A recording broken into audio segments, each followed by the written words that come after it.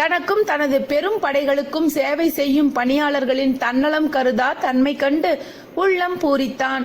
மருமக்கள் என்றால் இப்படியல்லவா இருக்க வேண்டும், பாண்டவர்களுக்கு நிகர் பாண்டவர்களேதான் என மகிழ்ச்சியும் அடைந்தான். தனக்கு பணிவிடை செய்த பணியாளர்களுக்கு பரிசுகள் தர விரும்பி அவர்களின் எஜமானனிடம் உத்தரவு வாங்கி வர வேண்டினான். இந்த தருணத்தை தான் துரியோதனனும் எதிர்பார்த்து கொண்டிருந்தான்.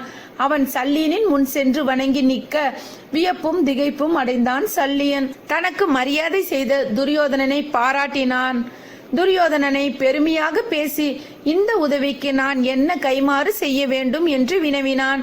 தனக்கு மரியாதை செய்த துரியோதனனை பாராட்டினான். துரியோதனனை பெருமையாக பேசி இந்த உதவிக்கு நான் என்ன கைமாறு செய்ய வேண்டும் என்று வினவினான்.